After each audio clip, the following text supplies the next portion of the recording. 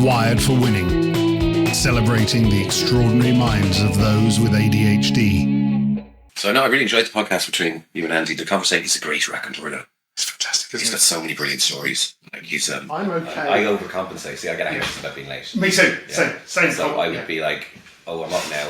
Then there's the torment of waiting, or when you can't do anything between that because you don't want to get lost in it. That's it. And if the real reasons I'm late most of the time is because I've just gone down a hyper focus. A rabbit hole. And then I've missed all my notifications. I've literally lost time. That's it. And That's the one. and it's That's exactly the problem I have. like I can't sleep before a flight. You know. No. I can't. I get nervous because I've missed so fucking many flights from being an idiot. I would miss the birth of a kid. I moved on to the wrong airport for a flight. And have you forgot your passport going? Oh God, yeah, I've got my passport a couple of times. Like the last time, I was telling you that my COVID was like, mate, listen, you need to relax. You got a heart attack. Is that? I missed my initial flight. I managed to get my flight to the States, which was fine. So it's just one of those, typical ADHD adventures. I do. Just things you're a fucking blizzard. Shit, exactly. Okay, right. Now, God, I'm hoping this is going to work. And I hope we've got the sound as well. So I think we have. So we should be good. You've got a fantastic picture you have, which is good. I haven't. So, okay, right. Are you ready? I suppose so, yeah, why not? Okay, so that's how that'll be. do you want to do a quick into the... Okay, so here we are. Okay, what do I do? Discuss it. Wired for Winning. Thanks very much. Okay, so I'm delighted to have Alan Keane from Hot Drop Films, actually. Alan is also in the media entertainment and creativity industry, I would say, and a friend of Andrew Kavanagh, and also has ADHD. But again, the purpose of the Wired for Winning podcast is we don't talk about the negative stuff. We talk about the success in our lives. Yeah. Now, that may lead us down a rabbit hole of bad things and how we overcame them. Yeah. But like myself, you were kind of diagnosed a little bit later in life as well, if I'm very late. Very late. Funny enough, it was Andrew who initially kind of diagnosed me. Was it? We were in the middle of a script meeting for a TV series he's developing. And I think he kind of picked up on my I have a habit of interrupting. I know this. It's not because I want to steamroll people. It's sometimes when a thought occurs to me, if I don't spurt it out in that moment, it's gone. Yeah. It's like, so sometimes it's a case of like, oh, that thought, I better get it out now or it's gone and I'll be tormented by it. But anyways, I think I had been particularly ADHD in this meeting. I didn't know at the time. And he said, Al, do you know, I think you might have ADHD. I went, oh, really?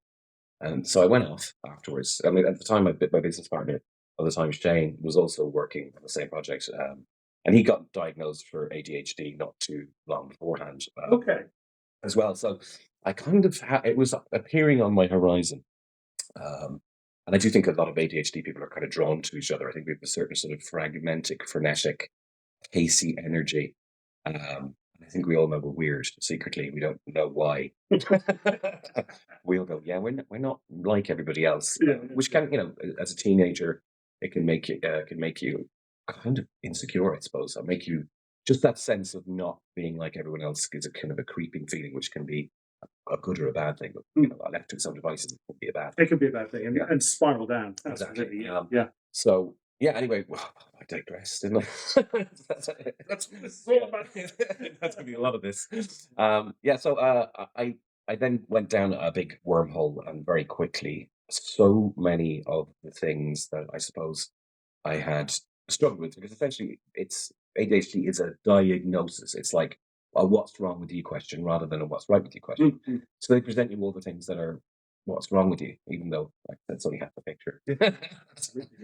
And my God, the boxes. It was like immediately it was a massive relief, I suppose, because it explained a lot of things, I suppose, that I compartmentalized, wanted to forget about, or just hadn't faced up to about myself. So we just got habits, failings. I mean, essentially the negative stuff. Yeah, the negative stuff is essentially only one half of the picture. Yeah. I mean, this is the thing, I suppose I wasn't a textbook case because while I was hyperactive, I was able to to focus very well as a kid. I was able to hyper-focus on everything. Like, I was interested in everything. And I think if you're not, this is the thing, it's an interest-led mind. We don't do boring well. Boring is horrible. It's tormented. Time slows down. We get fidgety. We get incredibly uncomfortable. And yes, that's the unpleasant side effect of, should we say, an overfulfilled ADHD mind. I was quite lucky in the sense that I was into art and reading. I was incredibly enthusiastic. I just had this massive open mind about learning. Everything, every subject. Every single thing. I mean, there was obviously, as you get older, there's stuff you go, right, boring. Like genuinely. Sorry, accountant. Sorry. Yeah. No. Yeah, thank God we had you. Yeah. So it was a revelation, I suppose. And like any good ADHD person, you find something that interests you. Yeah. You cram it into your brain.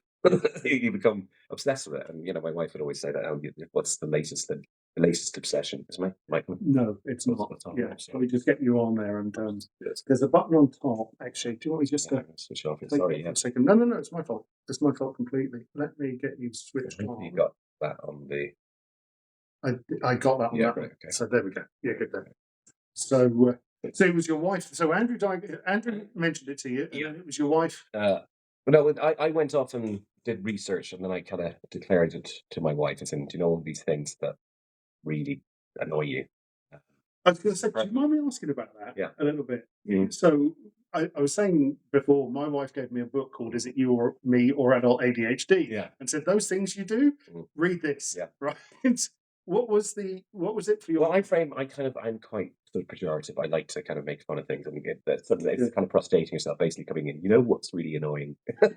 You become sort of more, I suppose, affable if you kind of put yourself. Yeah. No, she's great. I mean, she's incredibly supportive. And I was married beforehand, and again, a lot of, I think, the issues in my marriage, some of it would have stemmed from the complex kind of smorgasbord of issues that comes from being an ADHD person. I think so.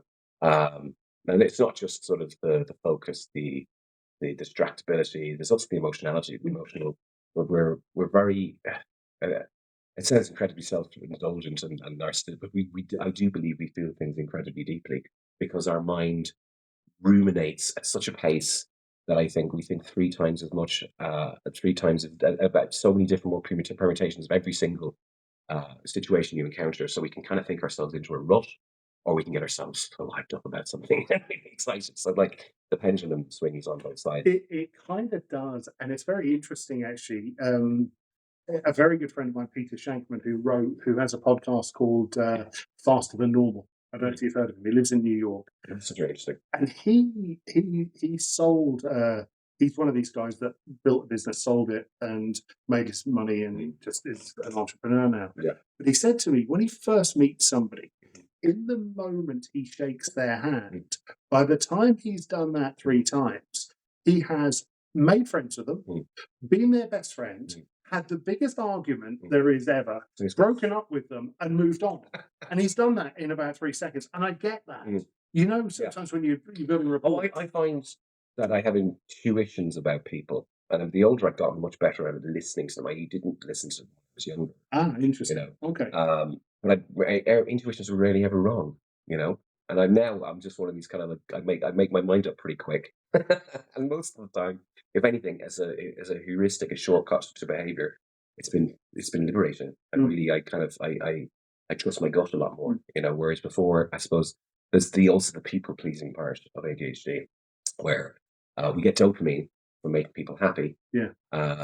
And yeah, again, like, when we can't make a decision, we can be decisive about things because again, we have to think every permutation of that. So we'll just go along and say yes to people, and that can be again quite an unhelpful behavior because actually no is a brilliant word. It's powerful, and no is your power. Just as much as yes is. No is like I don't want to do that. So the people, So there's all these other elements of my personality, which I suppose I struggled with to a certain extent, but at the same time, what makes me me is not just things I struggle with. It's the things that I think, I think the reason I'm good at what I do is because I have an enormous appetite for information, and I love problem solving.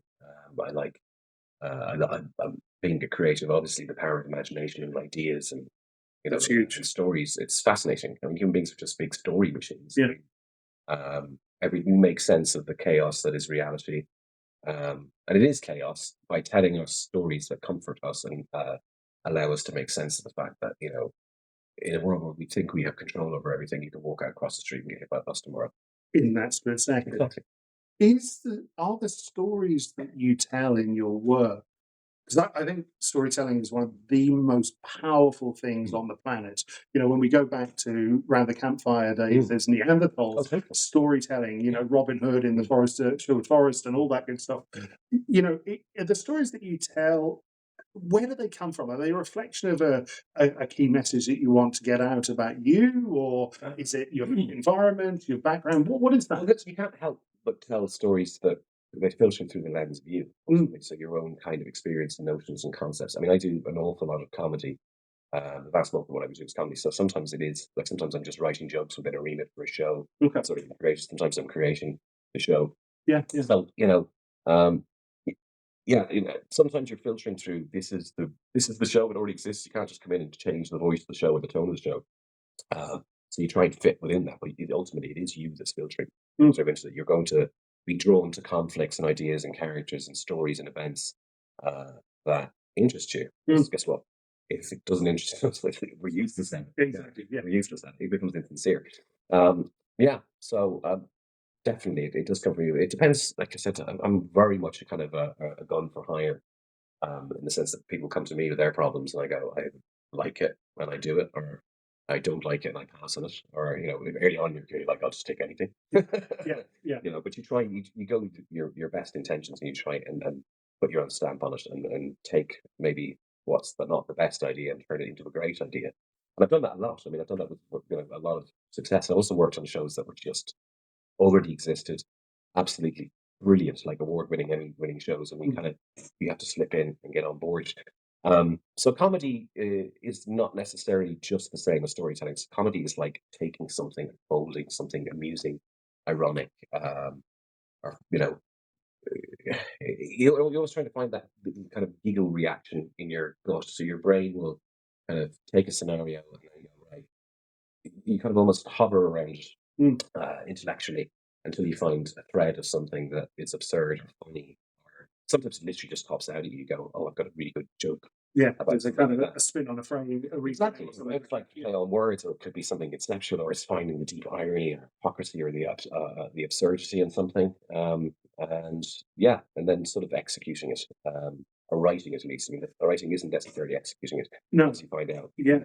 you hand over a script, then it goes on to for in animation, for example, it's a storyboard artist, and they then have to kind of adapt and translate. And sometimes that can be great; it can elevate what you've done.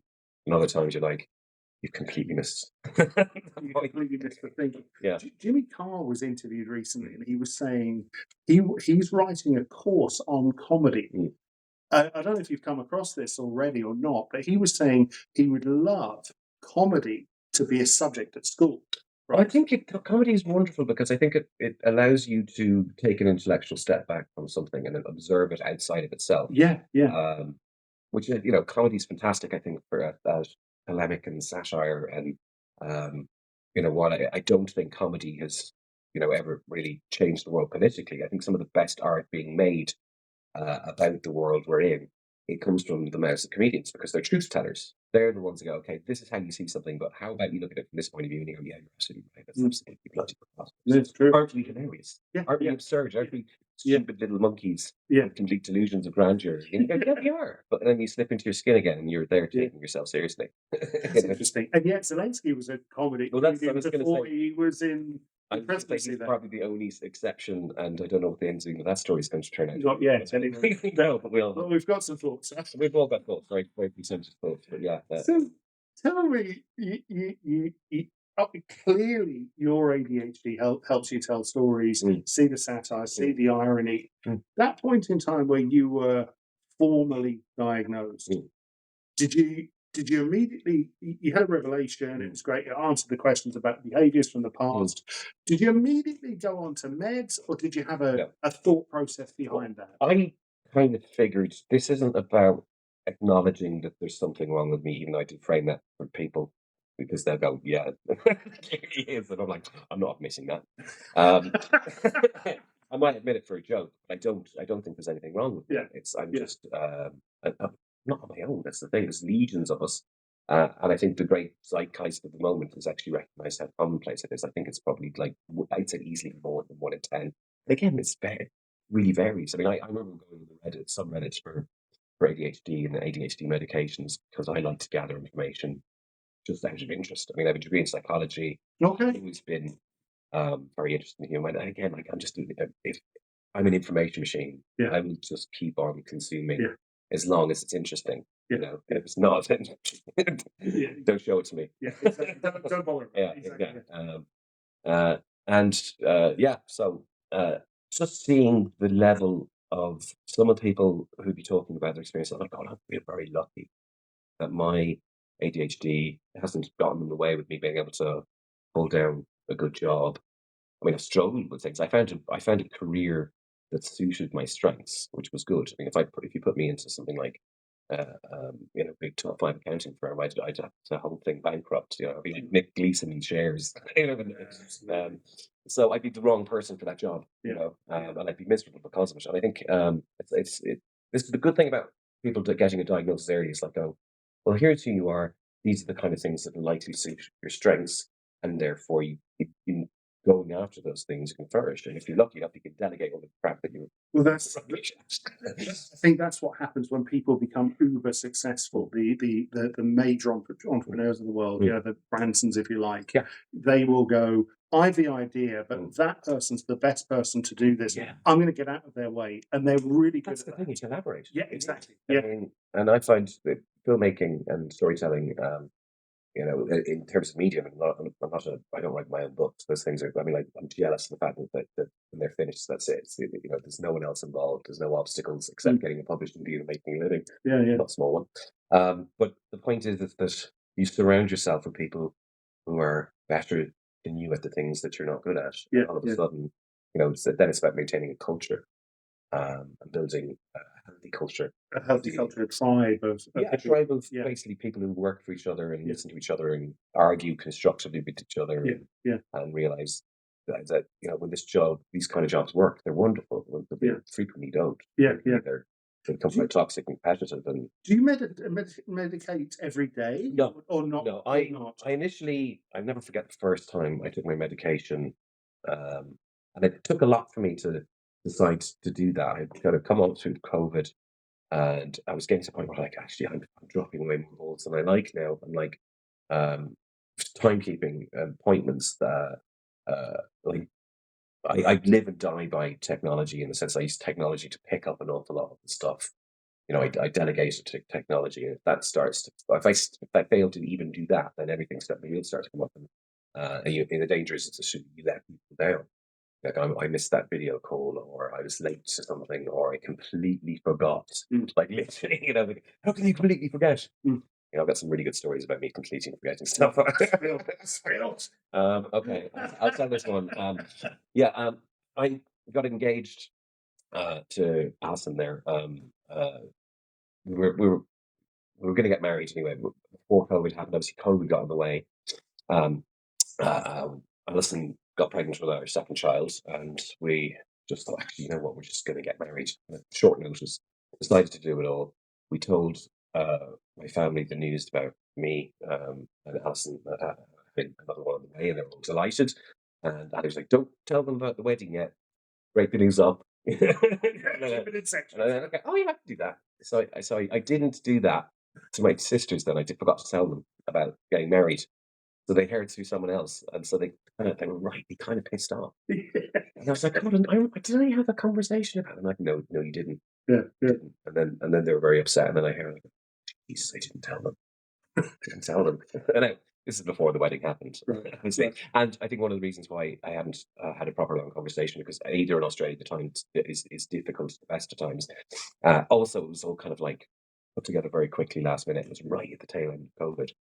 Um, um, but yeah, it was like, how did I not forget to have that significant kind of conversation about the wedding? They weren't. I think was putting it off because also it was like they weren't going to be able to come because the COVID was It still. was restricted. Yeah, so I think it was that element of trying to put off a difficult conversation became that I didn't actually have a conversation at all. And then I had to profusely just and apologize and go, actually, this I know this looks terrible. Yeah. This is ADHD, and It is. I need you to be kind of Yeah. patient and passionate. Yeah. And Please realize that understand. while I am an arsehole, we all are. We all are.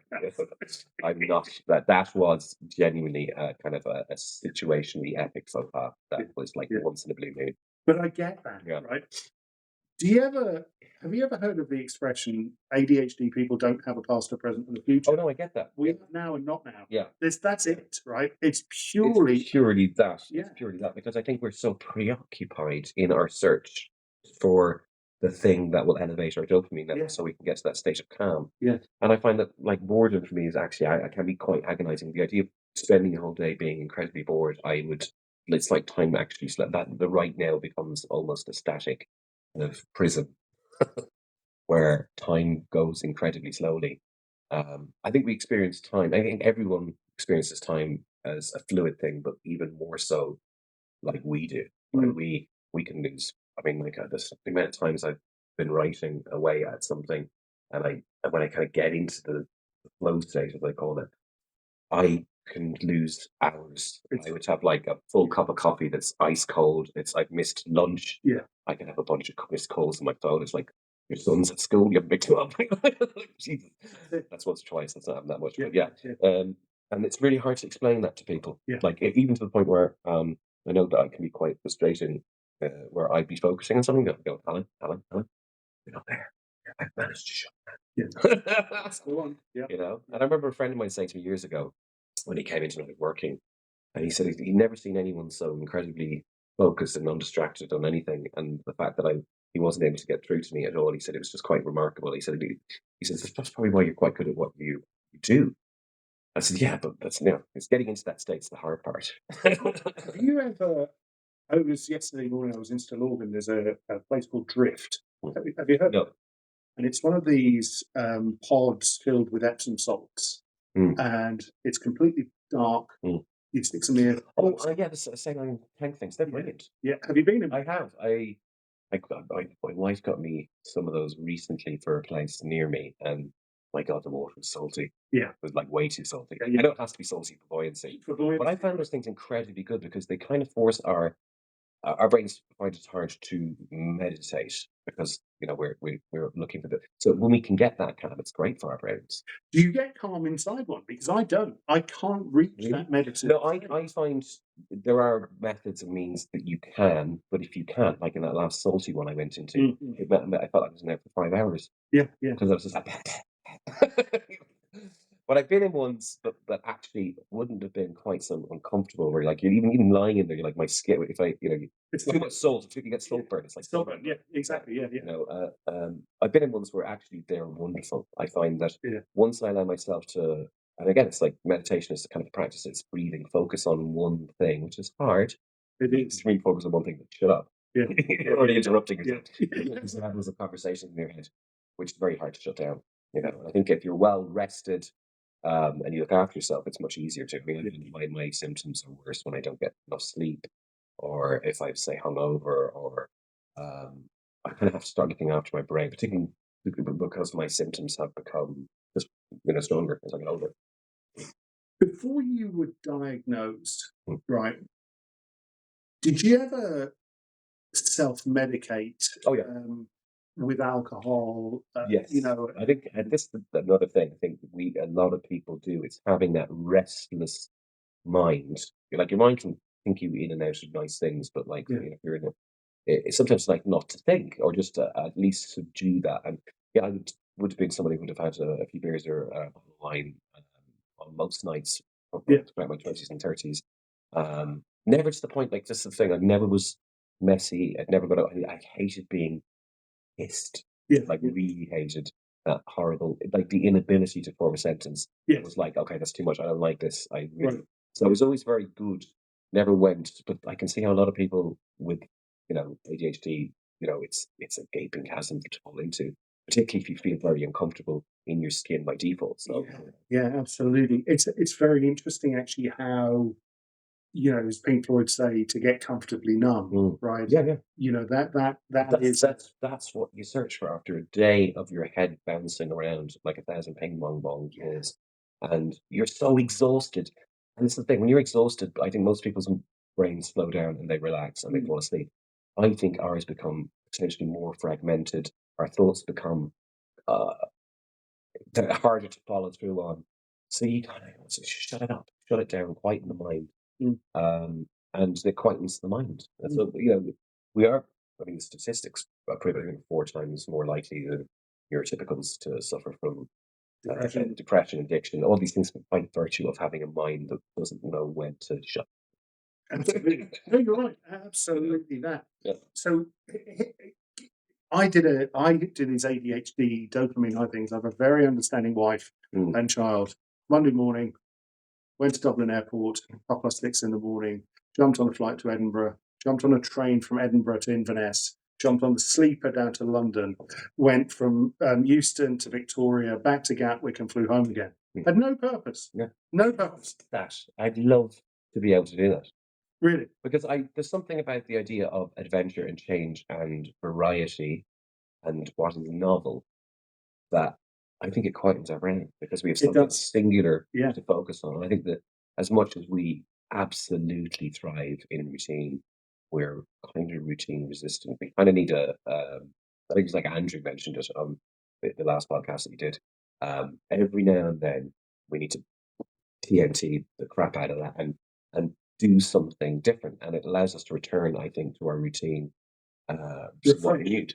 Yeah, You knew, yeah. exactly. There is something about having a laptop on a flight or on a Because you train. can get lots done. Like, we get remarkable amounts of stuff done in very short bursts of time. Yeah. It's all about, okay, give us the perfect circumstances where we can go into a focus state, Mm, then we're incredibly productive, like alarmingly so. mm. Um, but then if you're distracted, then the whole day's a waste and you get very, very frustrated. So it's all about kind of building the right set of circumstances, um, where we can do things like that, we can have that novelty and where we can have that little, I suppose, adventure or um, because again, but we're terrified of boredom, so we're caught between a rock and a hard place. This boredom and novelty we have to find. Yeah, That nice balance. yeah. So after you were diagnosed, and is there any tools, and mental Mm. tools, physical tools that you do? Is there a routine that you force yourself to do now, or do you just allow yourself to roam free? At the moment I'm more of a roaming free. I used to have my gym just shut up shop there not a few months back, and I haven't found a new one because I don't like any of the gyms where I live. I liked that one. Is exercise Exercise calms my mind untold Does lessons. it? It really, it elevates the dopamine. So Yeah, you know, yeah. yeah. So I have and you get a lovely endorphin rush of it, and yeah, I find my mind so much quieter afterwards. And Okay. then, yeah, therefore I'm less distracted. Therefore, I'm able to be more productive. Whereas Okay. if I'm sort of tired, I'm eminently much more distractible, and therefore my productivity. It's much harder to get into that state where I need to be in where I can really, you know, it's a kind of an all or nothing. All or nothing. Yeah. You're satisfied by Yeah, the outcome. yeah. Is that what it is? Process as well. Okay. Process as well, but we're absolutely outcome driven. But like you have to, if you this is the thing, if you do something you love, the process is fun. But again, it's the outcome is the main reward. Yeah. You where I'm a massive fan of finding sort of shortcuts and we're always constantly looking for the quickest way to do things. I think. Yeah. Yeah. If you want to Yeah. be productive, give it to the laziest person. Well, exactly. Because they'll find the shortest way to get it. Well, exactly. And I suppose it's not so much laziness, it's just that we have so little patience for waste of time because again, time the moment we're bored, I think is the moment we become kind of quite agonized and irritated. Yeah. Like do you find you get really irritable when Oh, you yeah. find something boring? Hugely. Yeah. In fact, actually, I'm at that Yeah. stage of my life. People again, fine. Okay. You know, I don't- roll on death. But I now Yeah. won't do it anymore. Yeah. It's a categoric, like you said Yeah. earlier on, finding that word no Mm. is categorically there. I don't want to do that. Yeah. I don't want to meet these Mm. people because I'm not going to get anything from it. Yeah. And I know that sounds narcissistic. No, I don't think it. I don't think it is. I think there's unfortunately not everything in life you can play that card on. But I think that as long as you have understanding people around you, and you go, listen, you really don't. If you knew how I felt, you wouldn't want me to be here. Yeah, so if Yeah. it's excruciating, Well, yeah, it's a waste of time. exactly. Right? Well, oh God, it's agonizing. Yeah, And yeah. we can become kind of against the heightened emotionality of things, Mm. where again, it's like if you leave a regular mind in an emotion for far too long, it's our mind's rapid. It doesn't. It's very intense pockets of space. We can get very very irritable and very annoyed. Very quickly, and it Yeah. dissipates very Oh, quickly as well. that's the thing. Yeah, I know yeah, kind of the people who love me and around me will see that. yeah. I can. Yeah. There's a point where my patience snaps, and I'm older. I'm more mature now. I know how to mask it and suppress it. But yeah, See, like I I haven't learned find that some skill. things just sound good. So because this is the thing that my wife would say, you're great at the big things. Like anything serious happens, like death in the family, tragedy, or something really critical that requires a cool, level head. Yeah, yeah, Fantastic. yeah, Small, niggly, pedantic, annoying things like I can be a bit like Larry David. Small things will bug me, and I'll erupt. And I think it's easier to indulge yourself through the small things because these things are so absurd. It's not like you're causing a big fuss when something really matters. That's when dopamine is going, "Right, seriously, this is our brains are fed in crisis." mm, You know, I think this is why I think if you look at sort of jobs where people are working and dealing with constant state of crisis, you find there's probably higher instances of people with ADHD, like people working so that on the sort of services, because ultimately, we're great in those scenarios because our brain chemistry adjusts itself it's to that. designed. Where everyone else is kind of losing their mind and overwhelmed, we're like, it's like everything's like we can feel the world happening at that pace. Yeah, I think you're right. It's very interesting because I often think about medication because I medicate myself, as we talked about before. And the funny thing about it is, Alan, is there's a video out there of two people. One the same person actually. One is playing a game, and the other one's sitting in a classroom. And the same person who's sitting in the classroom, his legs Yeah, moving like this. He's like, like this, can't be bored, and yet he can sit there for hours playing his game. Yeah, that was me. That was me as a teenager. Same. Yeah. So I often wonder when we're looking at the school system, right? And we say, listen, we've got these kids in this classroom, we've got this disruptive one, because I was that, right? Yeah. Let's medicate them so that they stay still in this environment. Yeah. I think the environment needs to be. I agree with you. I think the idea of particularly medicating, I know a fair bit about sort of neurological issues and how brain develops. I've studied development psychology as part of my experimental psychology degree. It's incredibly dangerous to start medicating a developing brain. It really is. While it might improve the societal symptoms and behaviours of a child, that brain it has to be allowed to develop in a good way, in a healthy way. So self-medicating younger kids, I really have concerns over. I get that in some instances of really severe ADHD where you have like very destructive, problematic behavior and emotional outbursts and tantrums and anger, as some people are very unfortunate to have. I mean, I wasn't one of those kids. No one would ever have thought I had ADHD because academically I was, you know, I also made everything a competition. Like I wanted to be the best. So I was able to frame the whole thing through an interest-led thing where I was like, I want to be it. And so for me, I aligned my interests in a way that was productive for me. And if kids can't do that, then medicating them so they're quiet is, I think it's really obscene, really. I get that, the medication is there in extreme circumstances, but I think, yeah, why do we have to change the child? Why can't we change the environment? It's probably better. Yeah, So absolutely. it's about having and finding ways of reaching the interests of that child and unlocking their potential by identifying, okay, they don't fit into a traditional neurotypical kind of educational structure. I mean, I have so many problems with the way that we currently teach anyway, because it really doesn't teach critical thinking. It's really teaching people to go work for companies and basically to be an ant in the anthill. Yeah, go work for Accenture. Exactly. Creativity is kind of sidelined Yeah. as an element, and creativity is actually the greatest of human wealth. It's the thing that even in this post AI sort of world that we're now in, and it's now unfolding towards. human creativity is the one thing that AI will never have. It'll have random creativity. It's all based on human creativity. It has to be driven by humans. It does. Yeah. Yeah. So I don't think we're going to be redundant Not at quite all. just yet. Not I at all. mean, AI can write, but it's bad. So if you're a bad writer, then It's gonna be you're the being same thing. replaced. Exactly. Yeah. But it's going to augment. No, I get agree. it, right. I think the recent conference in London with the Elon Musk came over and Mm. said, we've got to protect it from being anti-human. Oh no, I get that's yeah. this is the thing. Everyone's like, "Oh, I'm against it or for it." It's like it's a tool. Yeah, It's exactly. To augment our skills. exactly, and it Yeah. can be augmented for the betterment of humanity, Yeah. or it can be monopolized by some Yeah.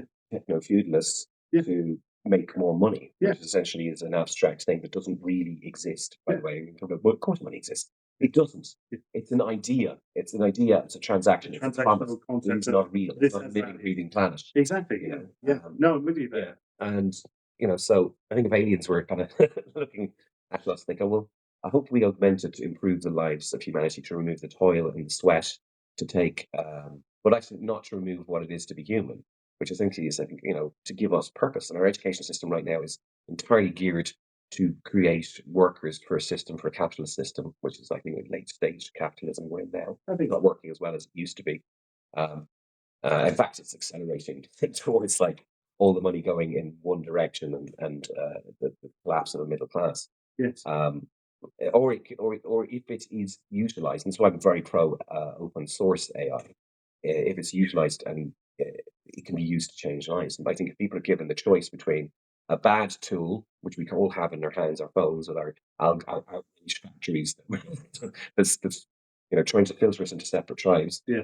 versus something that actually can improve your life. The danger is we have an addict. We can chase the addictive quality, or we can get behind something that actually can enhance what it means to be human. Yeah. Agreed. And I really have to think we have to focus Yeah. on that, not see it as a bad thing. It's more like look at the intentions of the actors Yeah. Yeah. behind it. Yeah. What are they using this for? Yeah. Absolutely.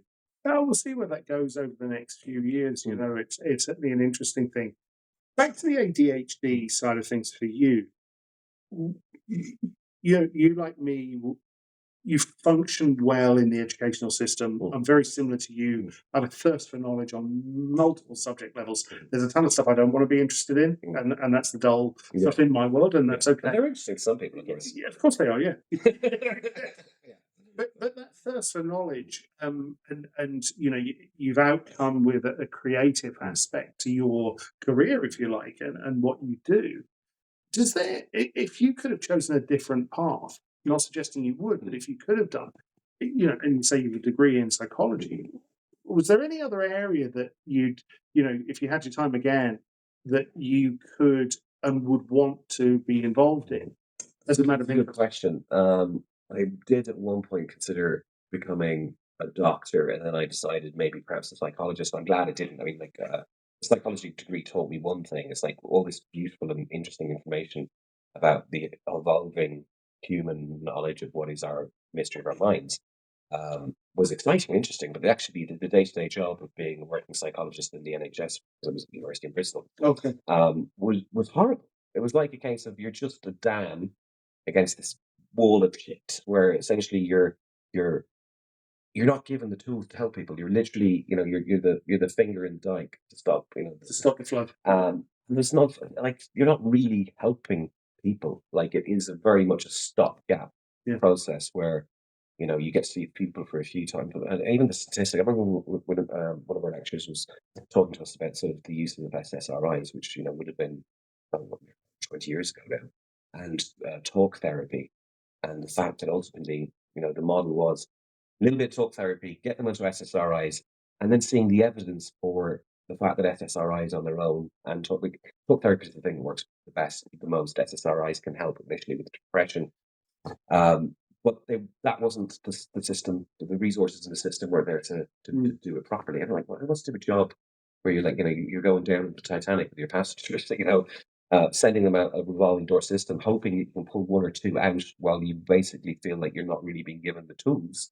to do the job properly. Yeah, and I would tend to agree with that because I often, my wife's a medic, and we often have this conversation where I would sometimes be critical of the health system, whether it's the HSE or the NHS or wherever. Mm. And my criticism is that unlike a Toyota manufacturing facility where they're constantly improving, Yeah. right? Medicine doesn't seem to. Yeah. It seems to be static in the sense of, hey, and they It's use a negotiation, I think. yeah, a little How bit. much are we allowed to fail? How Yeah. much do you need to apply here Yeah. to stop the wound? Yeah. You know? But with Yeah. psychology and with depression, what is the definition of success, right? Mm. Is it changing environment? Is it socioeconomic?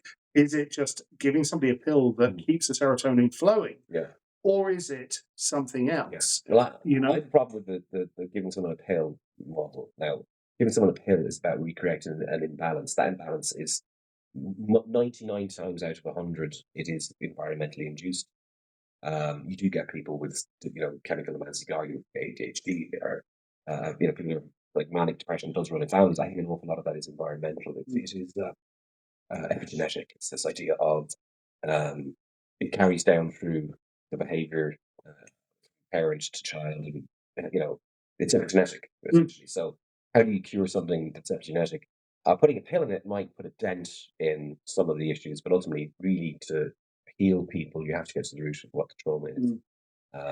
And the system we have doesn't do that at all. It's not interested in doing that. It doesn't have the resources. This is the big thing about the advent of AI. You can free people up, away from those things to actually go into roles where you look after and care about other human beings. It's about the connections between human beings, because that's really all that matters. Connection. Connection. It's Absolutely, everything. yeah. And when you die, I don't think you're worried about how much money you have in your bank account. You're actually, the things that really matter are all the things that you probably gave up to get that money. That you didn't do on your journey. And all the things that matter. And it's very easy to get caught up in all these things. We all do. We're all guilty of it. But ultimately, that's really, I think, the only thing that matters. And I think that, the idea of having a society that trains people to be, maybe call it pointlessly creative, literally just to go off and create, make, and do things, and find their own purpose outside of like, what value am I to this corporation? What are my skill sets? Yeah.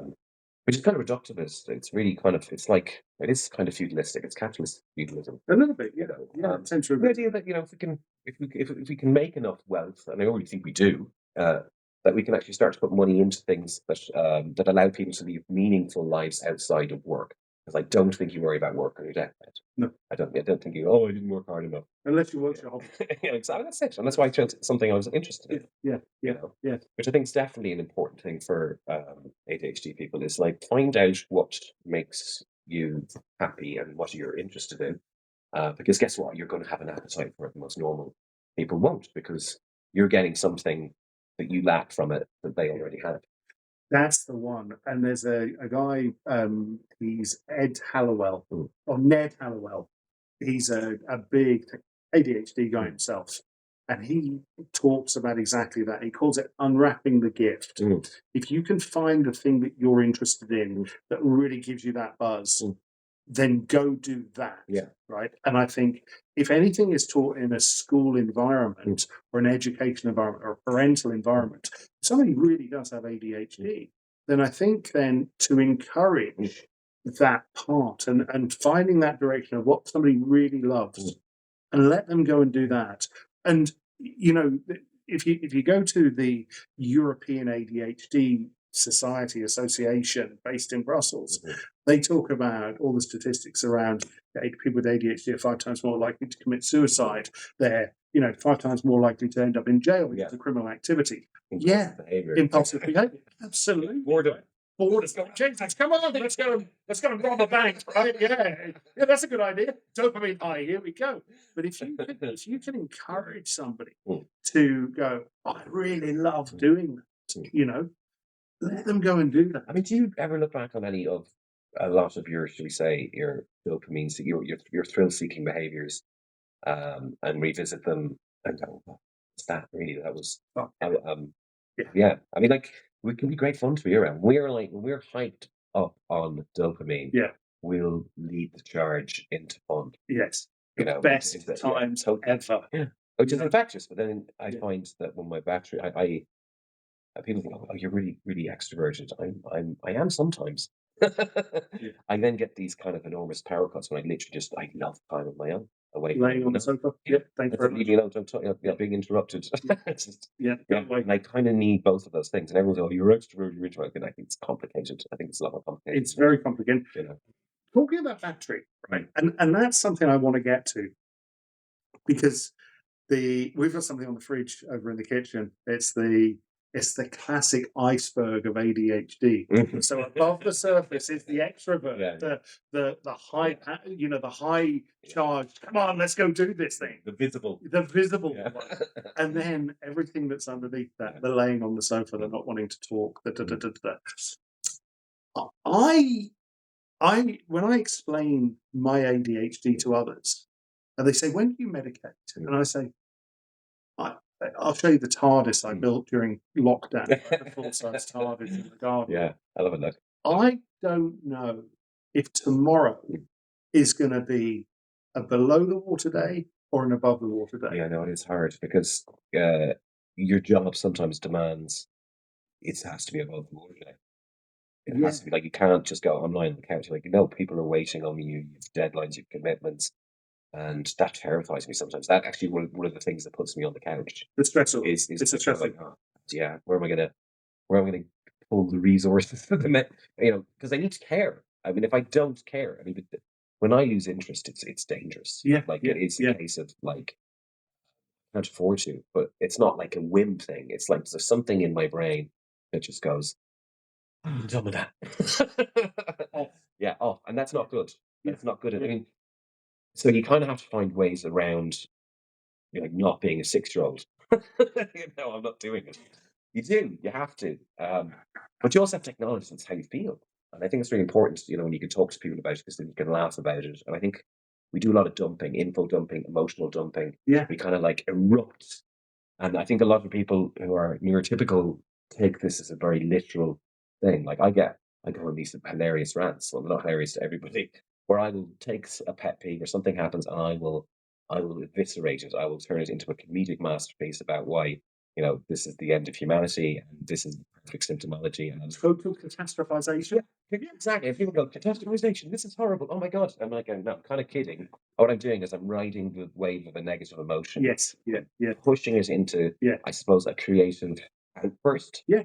And then dumping all my emotions into it. Yeah. And then when I'm done, I'm like, I can't.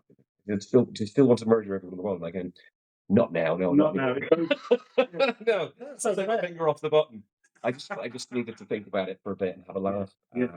And for people who don't get that, that can be a bit much. And I'm like, actually, I'm very careful that I rarely, very rarely, get angry directly at people because I know how frightening people being angry at you can be. Yes. But I can be angry at things, and people will be bystanders. And so it's a vicarious kind of. Yeah. So I really appreciate the company of people who can kind of let me go on my rants, knowing full well, laugh. Yeah.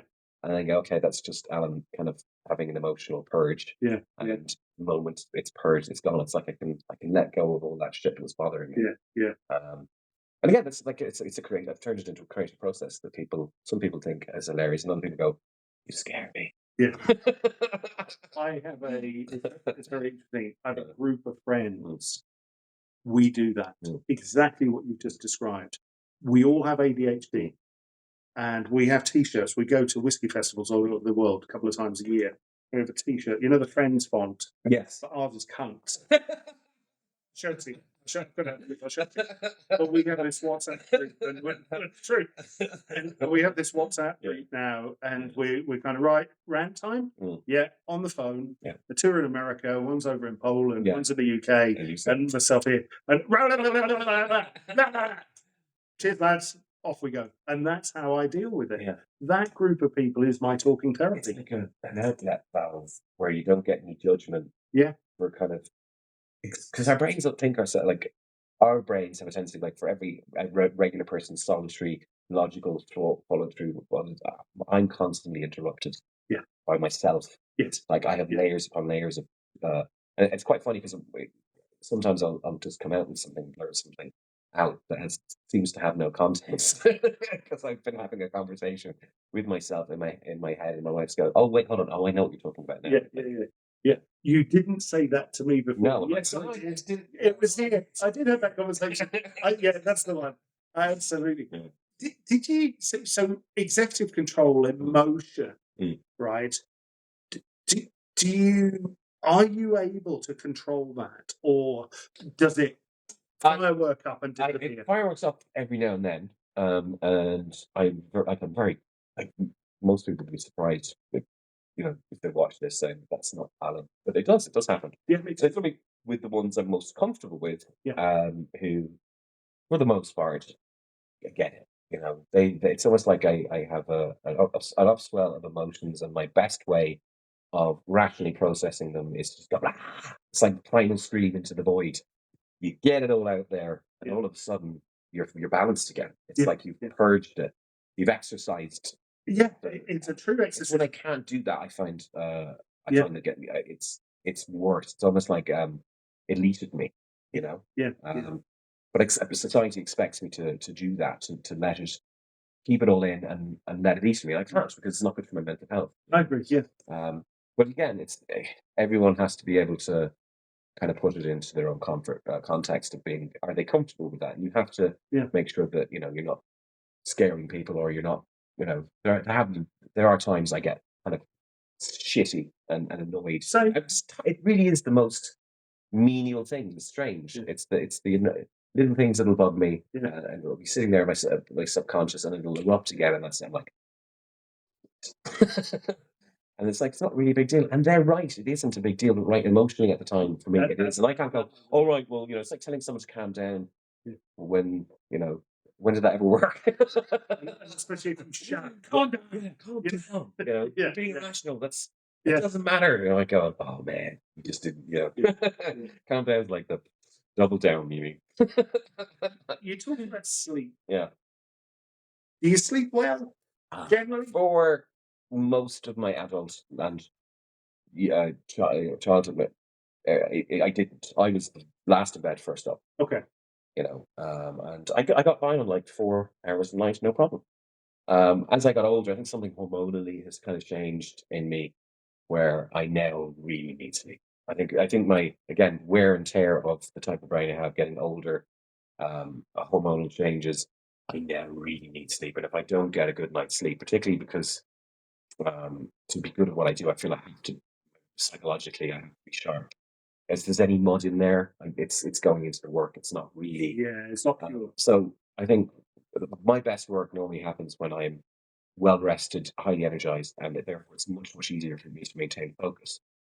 Um, so I've now taken to sleeping in more, which is great. Because I was actually really after the birth of my first son, I went from I think just the tiredness broke me, Mm. and I started to need sleep far more, and I really see the value of sleep with my even though I'm not great at it, I still have that giddy evening itch late at night where everyone's like, "It's time to get this day's not finished yet. I'm not done with the day. I haven't got enough done, or I've missed something, or that kind of excitable thrum of an ADHD brain. And most nights I pass out. I just now pass out strategically earlier. Right. Yeah. Yeah. I find it very hard to go. But I notice it in my son, for example, where the idea of having to go to sleep, I'd have a fear of not being able to sleep, and that will keep me awake. Right. It will feedback to me in my brain. Yeah. Yeah. The more I think about it, the more it becomes a self-fulfilling prophecy of my own creation. You're manifesting it. So I'm talking about this destiny. Yeah. That's the one. Yeah, that's what I'm going to be. Tired of it. Yeah. But Anything's possible. because I find myself actually like you Mm. for years, it was 4 or 5 hours sleep, Mm. late night owl, just be up, Mm. and then up super early as Yeah. well. Now I'm a habit of 5 a.m. Mm. and I find that 5 a.m. to 7 a.m. is the best time. Yeah. It's just the best I time. like the nighttime because it is also quiet. Now, It is. it's this idea of like, I think we need time for ourselves. I think we spend an awful lot of time in a relationship with our own brain. Yeah. Yeah. And it's good to kind of iron out stuff. I think we create a lot of knots that we have to unknot. So we do need that time to decompress. We're not all um, constantly needing to be around people all the time because we can be. And I know, I mean, I'm not lacking in some words. We can be overwhelming for some people. Usually. Yeah. Yeah. Like, "Ooh, hold on." Like, "I'm sorry." Yeah. Not sorry. No, not so Yeah, but, anymore. like, for people yeah, but initially I was very kind of a, like, Yeah. I was very again, it's the rejection sensitive dysphoria element of it all is it's you have the time to think about the worst case scenario, and you in every situation, trust me, you will, and once you kinda latch onto that, Mm. then every single social interaction becomes so multi-layered, when no one can see what's going on inside you, makes you feel deeply uncomfortable. Mm. Yeah. And this is why self-medication is like a great way of like, oh, well, Yeah. I can take something that makes all that kind of neurotic crap go away. Drinking alcohol Mm. puts everybody on an even keel. It does. Taking drugs puts Yeah. everybody on the same Mm. frequency, and it kind of allows you to feel part of. Mm. And I think taking Ritalin allows you to change your own frequency Oh, at the same time as well. unquestionably. There's Yeah. definitely a benefit to the psychosocial aspect of it, right? Oh, there is. I get that. Yeah, Yeah. it is. I mean, but we all know about the health problems that come from it too. And again, it's not really a sustainable thing. I mean, like speaking of medication, I now have a strategy for using medication. Initially, I was worried about it.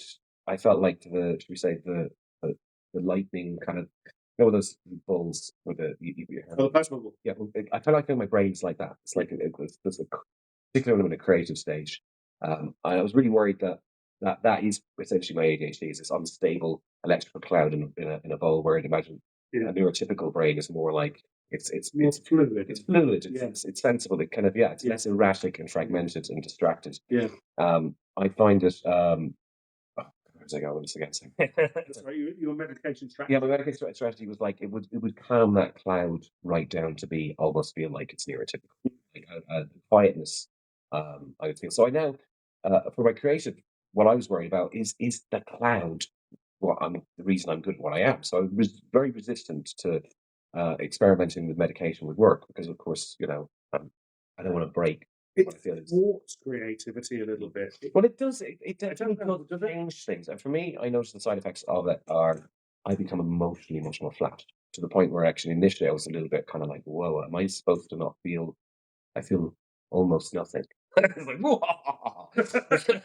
Which is, you don't want to feel automaton like. No. And I did notice with conservation, which I'm not going to tell, I felt that where's the emotionality here? And I feel like emotions one of the reasons I kind of it's this resource I tap into when I'm writing.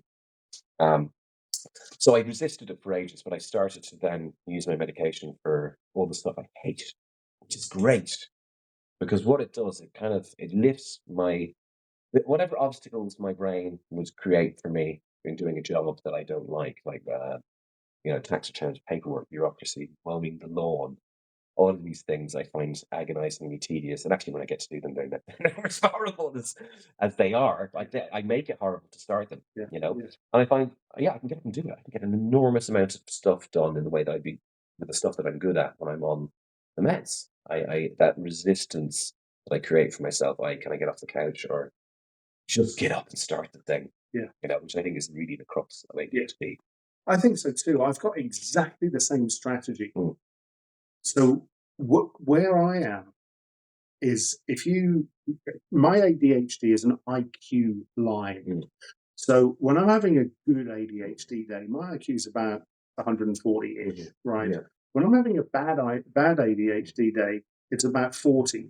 And I'm not kidding. No, I would agree with you. I can't even read a sentence. Yeah. No, I mean, I've been there. Yeah. Your eyes are moving across the page. And nothing's going happening. in. Yeah, exactly. That's it. And it's like it's when you're at your most distractible is when you're at your most useless. Yes. Where, yeah, I mean, it's like a feedback loop of like I'm trying to get, and that can be really frustrating. That's frustrating for other people. It's frustrating for us. Internally. Yeah, because again, the thing is that level of frustration can lead to serious kind of depletion of your sort of self-worth. It is. That's it. So on a 40 day here, if I take meds, it brings me to here. Mm. But when I'm here on those days, if I take meds, it brings me down to here. I agree. That's a really wonderful observation, which is why I think I am resistant to take it when there's nothing better for my creative process than a good night's sleep and a healthy diet and a bit of exercise. That's when I'm like that. And I find that I can handle the busyness of my mind in a much more manageable way. But if I am sort of tired, exhausted, depleted in any way, the symptoms become worse, and I get more and more frustrated, and you feel like useless. Mm. You know, you feel unproductive, even if you are attempting to be productive. Mm. You know, you can work as hard as you like, but on those days, you're literally probably going to make more mess for yourself than you are. You know, You're going to have to clean up. yeah, no, exactly. Exactly. So I think it's really important that we kind of have to build in a little bit of compassion Yeah. Yeah. into it. But you're right. I find I don't need an IQ of 140 to do all those shitty jobs I hate. I don't. I just need to, you know, To motivate myself. motivate myself to do it. Whereas I find that the quickness of my brain is this. Even when I'm talking and thinking, I constantly have, while I'm talking, like intrusive ideas and thoughts that Yeah. pop into my head. Yeah. And Yeah. it's like, well, that's great for creativity, because creativity is like throwing You stuff. I want mean, we are naturally, I think, more inclined, Yeah. to be creative. Yeah. But we also, there are drawbacks. Tell me, Yeah. talking of nutrition for a second, right? We all, like, I'm probably the worst offender at this, and I'll oscillate between, hey, listen, you eat all this good food, it's all. Oh, it's easier said than done. Yeah. But then I'll deliberately go and hijack that and go, Oh yeah, "Fuck I'm the same. let's have some Yeah, shit." I'm the same. If I've been really good for a while, Yeah. there's like, oh, there's the self-destruct button. Yeah. And I'm Yeah. like, it's like going back to the thing we were talking about earlier on about sort of getting your routine done, and every now and then needing to get on a plane, Yeah. do plane, trains, and automobiles for the day for a bit of variety. It's that same kind of, but like you can do something that's healthy actually, not for the environment, whatever. No, it isn't. We're tubes anyway. Yeah. But like it's much healthier Yeah. than say going on a big old bender, for a few days, which you'd be picking yourself out of the bin for weeks afterwards. Just on the nutrition side of things, I don't know of any evidence that there's any particular types of healthy foods that help with balancing the brain for ADHD. I find great supplements. Like what? Lion's mane. Okay. Lion's mane is incredible. Lots of B vitamins. Basically, you don't need to have the most perfect diet. A lot of people are like, oh, by finding the time again, we're variety junkies, and we're also like there is a big comorbidity between lots of people with ADHD kind of binging dangerously. Because it don't need that. For me, that wasn't so much, but the supplements. I think to aim for perfection, you're going to fail. Find a healthy balance, and then have your few days where you allow yourself everything in moderation, including moderation. But I find that lion's mane is excellent. Do you ever try Really- space goods? Have you I had have. any I've space seen it. I think it's on everyone's timeline. goods? I've got it. And is it good? Brilliant. Yeah, because I was thinking about it, and I'm like, oh, I don't know. It looks a bit yucky. I've sampled some of the powders, like not that one. Yeah. And I always find that they kind of like you drink them, and Yeah. it's not as good as coffee. No, It's probably better for you than coffee. but just stick it in your coffee in the morning. Yeah. That's what I do. Oh, really? Yeah, I'll give it a bash. Yeah. It's like I already take mushroom supplements, and most of the supplements I have are in capsule. Yeah, And I find, which I haven't taken this morning, just reminding myself, I do find literally about 15 to 20 minutes after taking good lion's mane, I have a real clarity and a sharpness. Yeah, absolutely. Without it kind of like, There's something about that, isn't there? Yeah. By the way, folks, we don't do paid promotions on this podcast. no, we should though. So we should. Yeah, we need the numbers first. But no, you're right around the lion's mane. Again, there's no distinct evidence about that. And not everyone apparently, again, not everyone, something I've been reading, because every time I take something, I go down a wormhole, learn as much as possible about it, and then see what regular human beings are saying it, as opposed to advertisers who carefully select. And some people find lion's mane can be too much for them. Yeah. And other people find it's wonderful. I'm very lucky in the sense that I find it's wonderful. I find it quite relaxing, Yeah, actually, as I well. do. It's a lovely, clear, calm focus. Whereas I suppose coffee calms me. Coffee works differently for us as well. Yeah, it does. Yeah. It's the calmness and the quietness. I think we get from a cup of coffee, where to other people. Yeah. I mean, I get a bit racy, but I'm racing anyway. Yeah, exactly. That's it. Yeah. So I take Ritalin LA for 25 milligrams of it, which kind of gives me the, and then lunchtime I get the second hit. Yeah. Right? The Concerta XL, what is that? That's a one job. All day? All day. It's not all day. I normally take it about 9 a.m. and I find around about 9 and 10, about 5 and 6, it starts to dip off. And then I find that there are side effects. I mean, I find that it's like you can crash afterwards. I mean, essentially, it's an amphetamine. It's methylphenidate, right? Exactly. So it works very much in the same way that an amphetamine would, but it's obviously been patented by a drugs company. And it does obviously works better than I'd imagine something like regular speed would. Yeah, exactly. Yeah. But yeah, I find that I do crash afterwards. I find that I can get a little bit irritable. My energy levels drop. It's kind of, and that's not pleasant, which is why I don't want to make it part of my everyday routine. And I'm lucky enough that I don't have to. I mean, I've read about case studies online for people who absolutely like they're not functioning as human beings without it and need it every day. So I'm very lucky that I'm, we say, some people don't like the language, but I am, Mm. you know. No, I like that Yeah. language. I'm high Yeah. functioning as well. Yeah. Right? Some people find it kind of, oh, it hurts my feelings. And I will get used to it. I'm not, I am high functioning. I mean, I'm not perfect. I've just been sort of explaining this Neil shortcomings.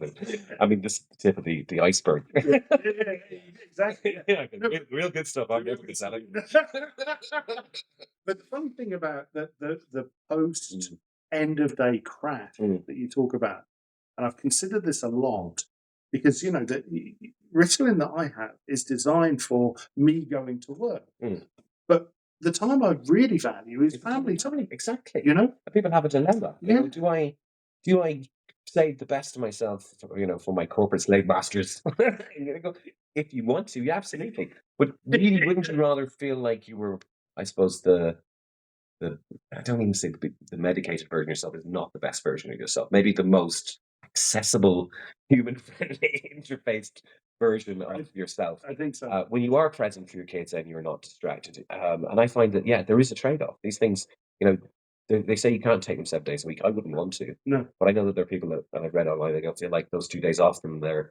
So I feel very lucky. I mean, this is about sort of this podcast is about the benefits and the strengths of what being different can manifest themselves of, and hopefully it'll help people kind of reframe how they see yeah, their yeah. own. I don't like the word disorder, but your own uniqueness, your own, Their own differences. Yeah, I think this is a genuine genetic built-in. There's a reason we're here, and I think that maybe the reason we're here isn't as obvious as it used to be because society has been built more around the neurotypical than it has about the neurodivergent. I mean, like if you look at people like Isaac Newton was clearly Aspergic. There was no word. Um, and so there's brilliant neurodiverse people have always been part of our culture. I mean, someone told me a really interesting story about how we were the fire keepers. Basically, we'd late at night back instead of, should we say, the caveman days. Where we'd have predators outside. We would be the ones tending the fire late at night. Yes. Surviving very little sleep, and would be great hunters essentially because we become very focused and we're interest led, and therefore, having people like us in a sort of a collaborative society where everyone relies on each other is great. But when you start to isolate people outside their function, we can sometimes struggle to fit into a world that isn't necessarily designed for us. I think so too. I also think people with ADHD and other neurodiverse areas have been responsible for human society moving forward. Well, I think, yeah, if you look at the expertise, I'd say ASD, autism spectrum disorder, ADHD, AUHD, all of these things lean into a certain level of what I call wormholing, obsessive expertise. Yeah. That normal people just go, well, that's just nuts. But it's crazy people that change the world. Absolutely, yeah. It's people who go beyond. Yeah. And I think that in some ways you get to see a lot of us end up in the wrong side of the system, but also a lot of us end up on the right side of the system. Yeah, absolutely. But having a conversation about all of this is really healthy for people to go, well, actually, yeah, you have to adapt. I'm not different. Yeah. I'm not alone. No. There are other people out there who are high functioning like me who can do good things. And set an example. And absolutely. And rather than make you feel like, oh, you've just gotten a diagnosis, which means that you've got health time for the rest of your life. Exactly. It's a bad way of framing it. It is a huge. It's getting going. You're different. Here's how things could work for you, and here's some skills you might need in order to navigate the world that necessarily isn't kind of absolutely designed for you to thrive in, but you can thrive. I think so too. I mean, look, that if you take Elon Musk and he wants to colonize Mars as an example, he's Asperger's. Well, definitely. I mean, the monotone in the voice is a giveaway. It's a whole giveaway, right? If you think of when Christopher Columbus went across the Atlantic Ocean. And the number of neurotypicals at the time who probably said, "Oh, geez, listen, lads, you're going to fall off the edge of the earth," right? And he was doing it anyway, right? If he didn't have ADHD or something else, I don't know who did, right? No, I do think, we're outliers, and outliers always are more likely to do something, I think, to push a boundary or question.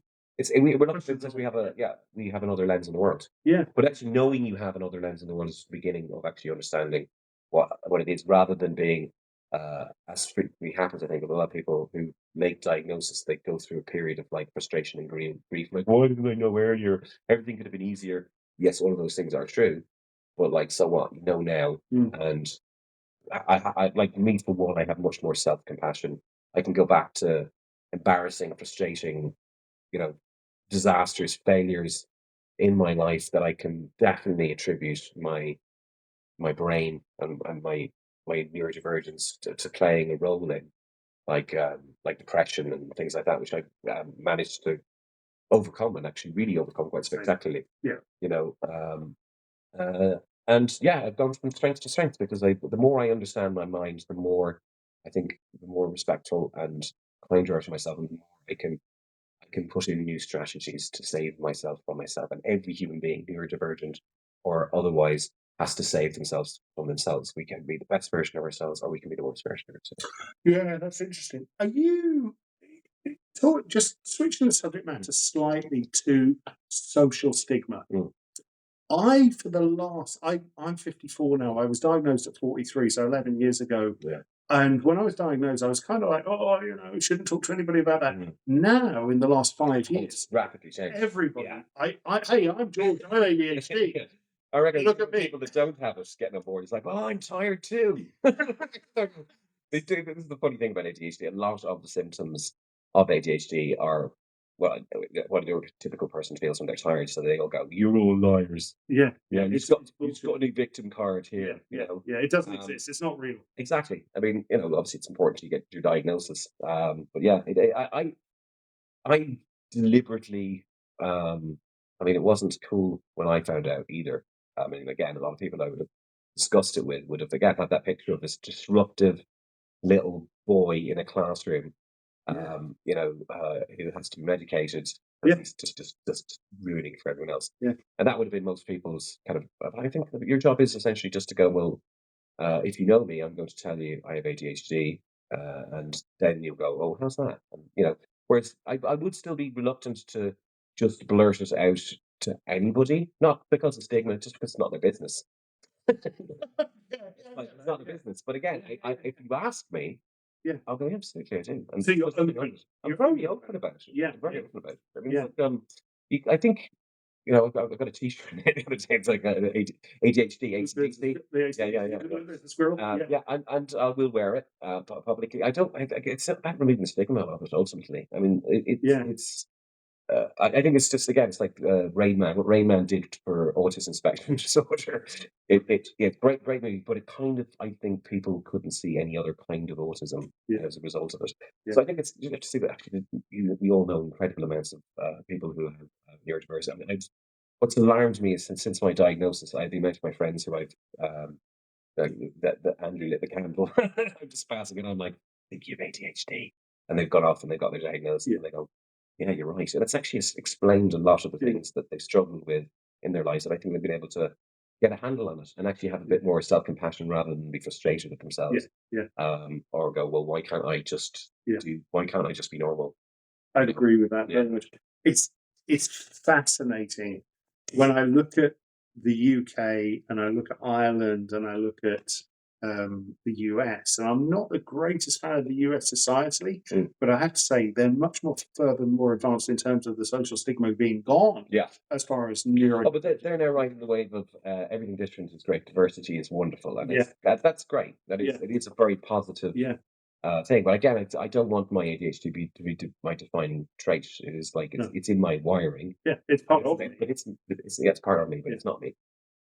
And the danger, I think, with the diagnosis is that people can then go, well, that's me, and be paralyzed by it and accept it. It's like, no, you kind of have to work within it. It's a framework which if you hack it, you can thrive, and you actually have advantages. Huge advantages. Hey, you've got disadvantages too, but they're fine. Everyone's disadvantaged. Mine are. This is the fun. When you look at a lot of my disadvantages, and you go, "That's all really stuff that's horrible and boring." Are you sure you're not just really lazy? I'm like, they kind of have the things to imagine. They really do. And like anything boring Yeah. is, oh man, I really struggle Yeah. with it, like abnormally so. Yeah. I'm not just indulging myself. But I had when I moved here to where we are now, I changed GPs. So I went on to see a GP, and the GP refused to prescribe me originally. In France, and apparently there's real controversy over ADHD. I Yeah. don't believe it's a real thing. Yeah. So it's not really seeing you as just lazy. You're just lazy. That's within your general direction. So finding a GP here in Ireland was tough. Oh yeah. Now there's a group Like down the road. someone who got their medical degree like 50 years ago who hasn't been keeping up to modern days. Oh, that's not a real thing. Yeah, Like, yeah. That kind of stuff boils my piss. Yeah. You want to see a rabbit hanging around. It boils my piss. Yeah, be like, Yeah. kettle on. Because it's like these people in positions of authority have a duty and an obligation to take care of their patients, and they should be being educated. They spent 70 years of their life, and it was a remarkable amount of time, really, learning. And then, all that shit's redundant unless you're constantly keeping up to date and stuff. We go into Doctors Ireland, we used to be the church, the doctors, bank managers. These people were like, you never argued with them. They were the oracles. Yeah. And it just shows, I think, even with medicine, like you kind of have to a certain degree, I think you have to take a certain degree of responsibility for your own well-being and do your homework and realize that not everyone out there has your best interests at heart. And it's about finding the right people. Like there are plenty of terrible doctors who are great at passing medical exams, but a horrific bedside manner, who are no good as far as they're damaging. They actually disimprove the health of people. There's a statistic, 2 studies done by two separate institutions in America that found that the third highest cause of death in the United States is medical mismanagement. Essentially, people being prescribed the wrong things, the wrong decisions being made for people. Essentially, that's the third biggest. Wow. And I was like, wow, that's incredible. And then the I think it was the insurance company that had paid for the research to be done took it off this particular university. I think it's one of the Ivy Leagues, and went to another really big, I think it was Johns Hopkins, and they found the same evidence with higher, with a higher. So it was undeniable. So ultimately, it is a shame to say, like, yes, listen to your doctor, but get several opinions. Don't take the first one you've got.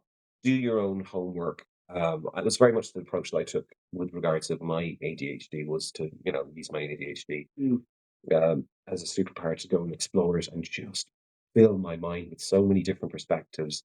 I'm lucky in the sense that I've a degree in psychology, which is also a scientific degree. So really go through the rigors of what the science says, and also listen to different people's testimonies. And I don't have to be like I feel very privileged. Like I said, I've read testimonies of people whose ADHD would break your heart, because it's so debilitating.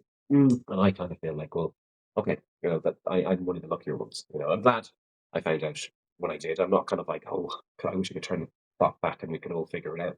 All those things that happen to me make me me, and I can't change that. Just in the same way that my ADHD, it's a part of me. So the paradoxical question is, and I think you may have already answered it, but if somebody could wave the magic wand and go, "Thou shalt not have ADHD anymore," you're going to be without it. Would you rather be someone else's? So I said that question is, and I say, no, I wouldn't. I wouldn't. No. I wouldn't. I mean, I wouldn't have my family. I'd be another person in another life. And I think that this is the thing about remorseful thinking and regret. And we all had regrets. Have the right kind of regrets. Regretting, that you're not somebody else is utterly foolishly pointless. It's fictional. Whereas regret the things regret things you did. Things that can't happen or you can't do. Exactly, that's it. Alan, listen, thank you.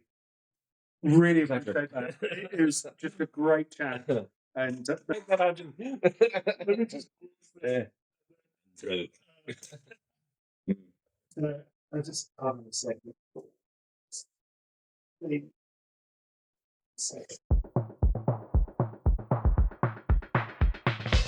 Wired for Winning, celebrating the extraordinary minds of those with ADHD.